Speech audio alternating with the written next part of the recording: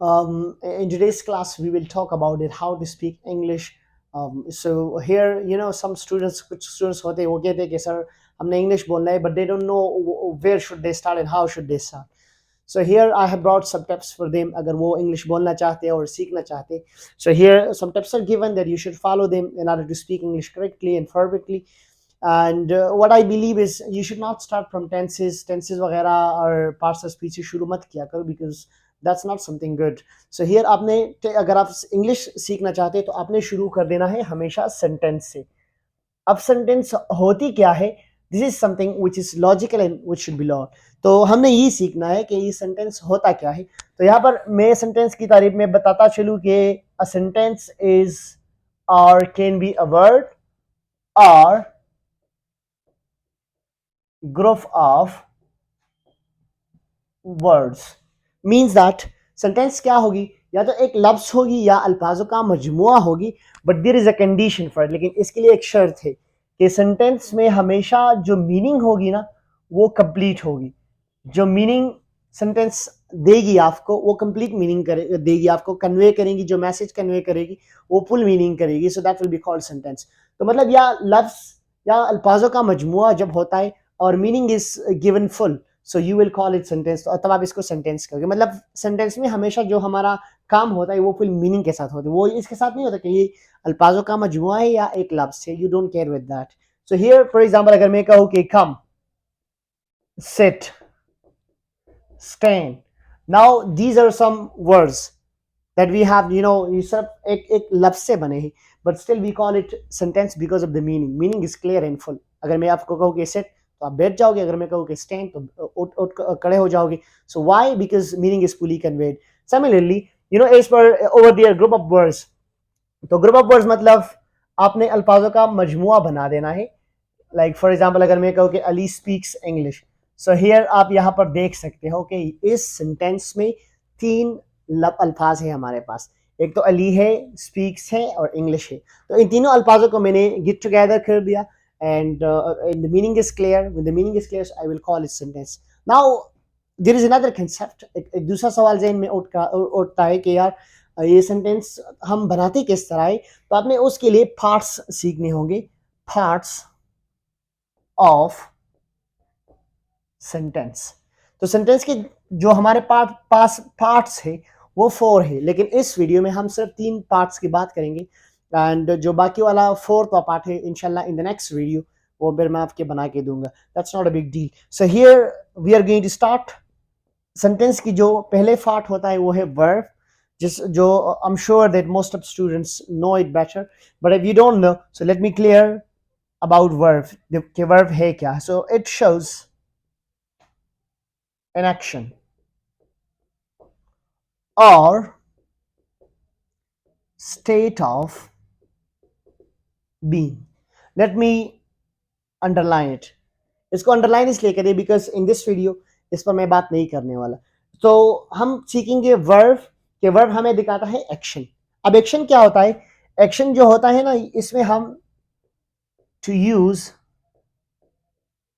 body parts, इसमें हम अपना बॉडी पार्ट्स इस्तेमाल करते हैं. मतलब वजूद का कोई भी हिस्सा इस्तेमाल कर लो. वजूद का कोई हिस्सा नहीं वर्ब. मतलब कभी कभार स्टूडेंट समझ जाते हैं कि यार वजूद का कोई हिस्से को हम वर्ब कहते हैं. नो, मैंने कहा कि वजूद का कोई भी हिस्सा इस्तेमाल करो तो इसको तब हम कहेंगे action, and action is called verb. So here similarly for example if I speak, तो स्पीक में तो मैं माउथ इस्तेमाल कर देता हूँ. सिमिलरली इफ आई हेयर तो कान का इस्तेमाल करना होगा. इफ आई वॉक फुट का इस्तेमाल करना होगा. If I write so hand का इस्तेमाल करना. So all these are verb because इसमें मैं बॉडी पार्ट को इस्तेमाल कर देता हूँ. सिमिलरली अगर आप इसकी सेकंड पहचान की बात करें सो उर्दू में हमेशा एंड में, उर्दू में जब आप इसकी ट्रांसलेशन कर देते हो तो एंड में आखिर में हमेशा आएगी नून अलीफ ना. नून की बात नहीं कर रहा, नून अलीफ ना की बात कर रहा हूँ. तो यहाँ पर फॉर एग्जाम्पल खाना, बैठना, उठना, जागना जो भी है तो नून अलीफ ना आता है तो इसको आप कहोगे verb. This is the first part of verb. First part of sentence, sorry. Now we have the second part of sentence as well. The second part of sentence is subject. That we should also know about subject. What is subject? इस बार अगर मैं आपको बताता जाऊँ for your kind information, तो कोई ऐसा काम नहीं होता जो खुद मतलब हो रहा होता है, ऐसा तो कभी हो ही नहीं सकता। तो मतलब सब्जेक्ट क्या होता है? Subject in Urdu, let me define it, कि काम को करने वाला।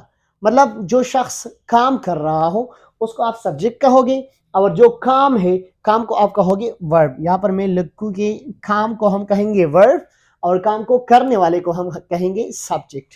And the third thing is object. अब ऑब्जेक्ट क्या होता है? ऑब्जेक्ट काम को हासिल करने वाला। तो मतलब जो शख्स काम को हासिल कर रहा हो तो इसको आप ऑब्जेक्ट कहेंगे। For example, let me make a sentence here. If I say that I teach you, तो यहां पर देख लो, द फर्स्ट थिंग इज काम को ढूंढना है आपने, वर्ब को। और हम तो जानते हैं वर्ब हमें दिखाता है एक्शन। एक्शन में हम बॉडी पार्ट इस्तेमाल कर देते हैं। तो जब यहाँ पर आप बॉडी पार्ट इस्तेमाल करें तो आप इसको एक्शन कहोगे, एक्शन को हम वर्ब कहेंगे। तो लेट्स सी, आई में तो हम बॉडी पार्ट इस्तेमाल नहीं करते और ना इसमें नून अलिफ ना होता है। सिमिलरली यू में हम बॉडी पार्ट इस्तेमाल नहीं करते, ना इसमें नून अलिफ ना होता है।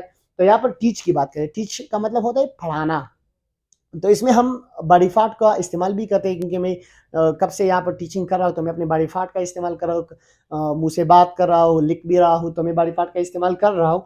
सो I use body part and also पढ़ाना, reply is there, so we will call it a verb. इसको हम कहेंगे verb. Similarly now when we come toward the second part is subject.